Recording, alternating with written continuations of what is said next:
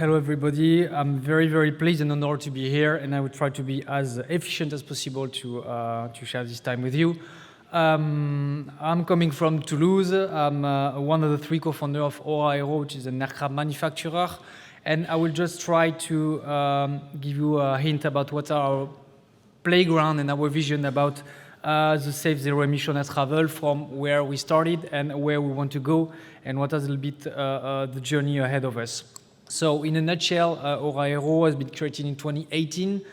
We are based in Toulouse, where we can feel every day that there is a strong European collaboration about aircraft design and operation. We are now a little bit more than 250 people, and we were, just for the funny story, we were 5 people before the beginning of the COVID. Means that at some point in time there is some acceleration that can come out of strong time. And we are now a little bit more than 6,000 meters square of industrial building in Francazal. And this is very important for us because associated to having an impact on decarbonization, it means that we have to go industrial. We've raised something like 55 million euro to start the journey. And I mention it because, of course, to make it happen, we need to have a strong regulation, motivated people, and enough fuel means that for a company means funding for the start to the point where we are autonomous in making money out of our aircraft. And we decided to get focused on the one very, very innovative segment right now in aviation, which is the general and regional aviation, and namely in the CS23 sector, where for sure the work that had been done by EASA, and I will come back later on that, was a key element in the way for us to launch our activity and the associated products. So first, what we can say about that is that we know that we have a strong revolution coming that is an industrial one. Means that associated to the fact that we started to fly, and then we started to fly safer, higher, faster, and more affordable flights. Now we see that we're entering into a new era when we need to, on top of all of this, and without cutting anything about the objectives that has been said before and all the achievables that have been done by our legacy people, we need to be sustainable. And on top of that, we know that now we even have the timing, because we need to go to net zero in 2050. This has been stated by European Commission, and then we take it as granted. We have to be net zero, which somehow define a little bit the pace we need to put and the effort and the energy we need to put together to go there. Because somehow it's more or less 27, less than 30 years left, which is something like 3 to 5 aircraft program. Means not a lot, but still, when you look in the past, our legacy did a huge work between the first flight that we can see. We still need the place in near where we are working in Muret with Clément Ader, and between the Clément Ader flight up to the flight of Concorde or the A380, and I'm only talking about Toulouse, but of course there is other strong achievement made in Europe. The growth at that time was huge. So we think personally that is it achievable means that we have to start together. So of course being industrial means that we have to build on key competencies, and this is something that we have in Europe in particular. We have the people that can help us, that can teach us and support us in the way to design aircraft to be a successful business in operations, because we have Airbus, ATR, Daher, and all the other ones that are in the same playground, and of course this is motivating us to be as efficient as they can be. Of course, the technology, this is something that is a bit associated to the beginning of aviation, that you need to start small, you need to grow fast, and you need to have strong foundation for that, because of course, as a matter of fact, you cannot start flying at the very beginning with an A380, nor you can now have a zero-emission super big aircraft right now, because you have intermediate steps. And this is the reason why we think that we can bring something together with all our colleagues, because the small aircraft then is something much more than just being a demonstrator for the bigger airplane. It's the beginning of something new, and we have to be very well aligned on that, because there is a lot of links. We are sharing the same aviation topic, being small, medium, or big aircraft.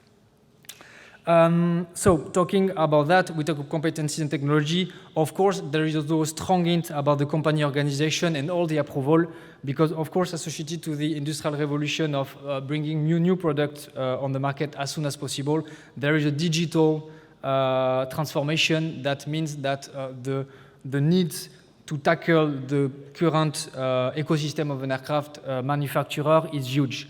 But we have a lot of opportunity, for example, about the digital transformation and digital opportunity for us. Build digital foundation for the organization means also that we can be more efficient, that we can address good opportunity to develop faster aircraft and to move on that. So this is also something where we can work on that. We know also that for all of that, we need to have a design organization approval as an aircraft manufacturer, and we thank the ASA for having granted us our DOA last Friday. So good achievement, very important for us. Being industrial means that we need to be capable of having a safe design organization, but also a safe production organization, a flight test organization, and of course the type certificate of the product. And of course, we would, in an ideal world, we would need to first start to have time to have all of this settled down before accelerating. But we need to have a kind of equilibrium that sometimes is difficult between raising money, have something clear on the market to say where we want to go, and the needed time to have all this foundation. So this is something we work on that. It's a tough time, it's a tough journey, there is ups and downs, and we know that we have to build this strong relationship with authority because we have to be all together, including when it's hard time. And I want to mention today that in our history, we had a tough time already with a crash in 2022. And that, of course, saying that we need to go on the market and have innovative solution means also that you have to pay the price for it. And we need to have the strong relationship with the authority to go through that. And I think now we are going out of this time.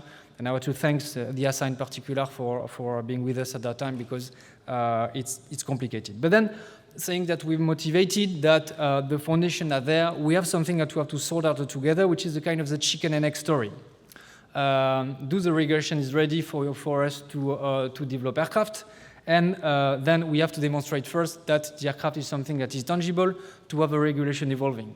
And this is very, very important to have the required agility both ways, to be sure that even if it's, of course, not 100% designed as a certification standard for new products, because it's difficult to anticipate everything happening, at least we have the same understanding of where we want to go, and we need to have very strong authority to be sure that we are not forgetting anything, and that the authority is there to control and help us to be sure that we are at the right level. Means that we bring innovative technology on the market towards sustainable aviation, and in the same time, of course, we're securing the fact that it's safe. And that is done in a good way, and that the way to tackle mass production for the product is also managed. So, of course, the point is about the safe way to approach sustainable aviation. There is something we want to share also that is important for us, is that unfortunately there is no silver bullet. But in the same time, we know that the main ingredients are there. We're talking about net zero. We know that we have to play with SAF. We have to play with electricity, we have to play with hydrogen, and we have to play with the blend or the hybridation of all this to make it happen. And most of these roadmap are very, very well complementary. And I can give you one example on our 19 seat, which is an electric propulsion hybrid and serial hybrid aircraft. We know that the aircraft that we put on the market will be a low-carbon aircraft and not net zero. Still, we think that is very important to do this job. And later on, we can think about replacing the turbo generator by fuel cell, or there can be the blend between the hybrid electric and the hydrogen. This is only one example, but just to say that we are sharing the same vision with all our colleagues across Europe, developing aircraft, new aircraft, being hydrogen, electric, or SAF, is that we cannot afford to forget one pillar. We have to work on all of these and to make it happen. And there is a timing about that, and some complementary approach at some point in time too. Something that for me is important is the notion of starting small. Because we know that propulsion is a key in the sustainable aviation of tomorrow, but also, of course, the main burden is how we store the energy. So of course, the smallest quantity of energy we can put on an aircraft to start being net zero is the beginning of something, and then we will raise. And so we need to start small, but in the same time we need to grow fast because of course we need to have an impact. And the impact for us as an aircraft manufacturer is definitely the amount of decarbonized seats we put on the market every year as soon as possible to match all the objectives of the overall climate change fight, including the objective of the European Commission. And for that, I just want to mention one key figure, that 40% of the emission on flights, worldwide flight, are below 1,000 nautical miles. So short-range flight is not nothing. So of course, it's not the biggest. Still, we are talking about 40% of the total emission, which is not nothing. And maybe one thing that is important too is that being a new player, or even comparing ourselves to the more established player, we think that we are not enough right now. So in terms of competition, we think that we have to work together and that we have a huge work to do to make it happen. And so maybe a word about the topic about the certification standards.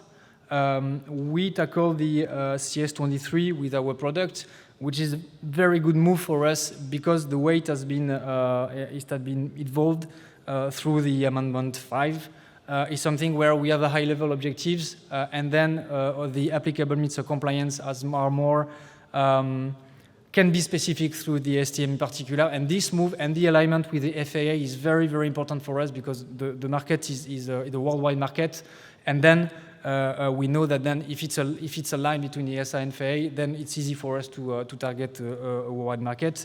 And one example I can give you between the links we have to make between the CS23 and CS25, on the 19 seat we have fly-by-wire.